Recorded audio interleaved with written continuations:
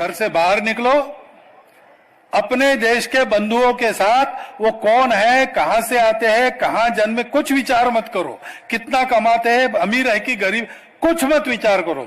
समाज में मेरे जैसे प्रतिष्ठित है कि ऊंचे है कि हल्के, कुछ विचार मत। वो मेरे अपने भाई है, उनके साथ मातृभूमि के धूल में लोटपोट होते हुए खेल खेलो, मातृभूमि के भक्ति के गान गाओ, पूर्वजों के पराक्रमी कथाओं को सुनकर अपने शरीर में वीर व्रत का संचार करवाओ और भारत माता की प्रार्थना करो। रोज करना 1 घंटे का व्यायाम।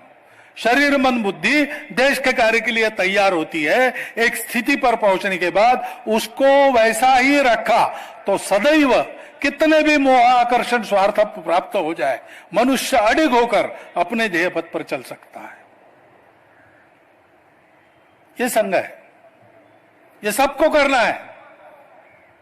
1 घंटे की साधना करना और फिर अपने जीवन में समाज की आवश्यकता को पूर्ण करने वाला या समाज के अभाव को दूर करने वाला या समाज की त्रुटियों में सुधार लाने वाला कोई एक काम चुनना और उस काम को प्रामाणिकता से, निस्वार्थ बुद्धि से, तन मन धन पूर्वक करना।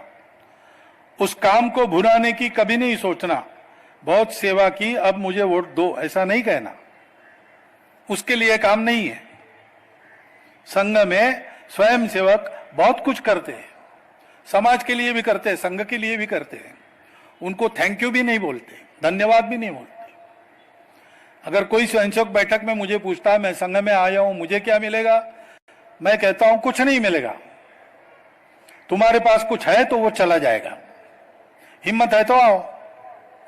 संघ स्वयं को बर्बाद करने का काम है, देश को आबाद करने का काम है। करना है तो करो, ये डरपोक लोगों का काम नहीं, स्वार्थी लोगों का काम नहीं। स्वार्थ मन में है तो संघ से दूर रहो, उसमें तुम्हारा भी भला है, हमारा भी भला है।